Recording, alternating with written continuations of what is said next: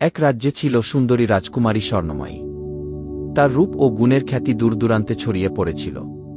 কিন্তু তার খ্যাতির চেয়েও বড় ছিল তার প্রিয় স্বর্ণমুকুট।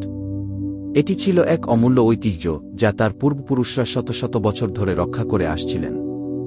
স্বর্ণমুকুটটি শুধু দামি রত্নখচিত নয়, এটি ছিল রাজ্যের শক্তি ও ঐক্যের প্রতীক। এক অন্ধকার রাতে রাজপ্রাসাদের সমস্ত আলো নিভে গেলে প্রাসাদের গোপন দরজা দিয়ে ঢুকে পড়ল এক রহস্যময় চোর। সে এতটাই নিপুণ যে প্রাসাদের কোনো প্রহরী তাকে টেরই পেল না। চোর সোজা গিয়ে হাজির হল সেই কক্ষে যেখানে মুকুটটি সুরক্ষিত রাখা হয়েছিল। মুকুটটি একটি মোটা কাচের বাক্সে রাখা ছিল, যা ভেঙে চুরি করা সহজ কাজ ছিল না। কিন্তু চোর দক্ষতার সঙ্গে সেই বাক্স খুলে মুকুট নিয়ে উধাও হয়ে গেল। সকালে রাজপ্রাসাদ জুড়ে শোরগোল শুরু হল। রাজকুমারী স্বর্ণময়ী খবর পেয়ে ভীষণ বিচলিত হয়ে পড়লেন। মুকুট হারানোর অর্থ ছিল রাজ্যের ঐক্যের প্রতীক হারিয়ে ফেলা। তিনি তৎক্ষণাৎ প্রাসাদের গোপন গোয়েন্দাদের ডেকে পাঠালেন এবং মুকুট উদ্ধারের নির্দেশ দিলেন। গোয়েন্দা চন্দ্রদীপ ছিলেন রাজ্যের সেরা গোয়েন্দা। তিনি প্রথমেই প্রাসাদের প্রহরীদের জিজ্ঞাসাবাদ করলেন, কিন্তু সবাই বলল যে রাতে তারা কোনো অস্বাভাবিক কিছু লক্ষ্য করেনি। চন্দ্রদীপ বুঝতে পারলেন এই চোর খুবই চালাক। তিনি প্রাসাদের চারপাশে খোঁজাখুঁজি শুরু করলেন এবং কিছু ধুলো জমা পায়ের ছাপ দেখতে পেলেন, যা প্রাসাদের পেছনের দিকে গোপন পথের দিকে নিয়ে যাচ্ছিল। চন্দ্রদীপ পায়ের ছাপ অনুসরণ করে রাজ্যের সীমানার বাইরে একটি ঘন অন্ধকার বনের মধ্যে চলে এলেন। বনটি ছিল ভয়ঙ্কর ও রহস্যময়। লোকজন বলত এখানে ভয়ঙ্কর দানব ও জাদুকরদের বসবাস। কিন্তু চন্দ্রদীপ সাহসী মানুষ ছিলেন। তিনি বনের গভীরে প্রবেশ করলেন এবং একটি পুরনো ভাঙা কুটির দেখতে পেলেন। কুটিরের ভেতরে ঢুকে চন্দ্রদীপ এক বৃদ্ধ জাদুকরকে দেখতে পেলেন। জাদুকর তার আগমনের জন্য যেন অপেক্ষা করছিলেন।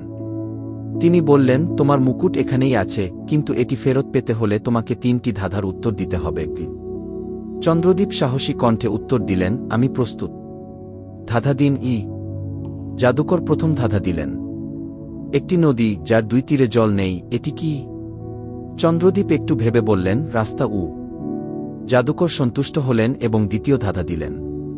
3 জন ভাই একসঙ্গে থাকে কিন্তু কখনো দেখা হয় না, তারা কে? চন্দ্রদীপ বললেন, গতকাল, আজ এবং আগামীকাল। তৃতীয় ধাঁধাটি ছিল সবচেয়ে কঠিন। কিছু এমন যা কমানো গেলে বেড়ে যায়, এটি কি? চন্দ্রদীপ কিছুক্ষণ ভেবে বললেন, মানুষের জীবন ও জ্ঞান।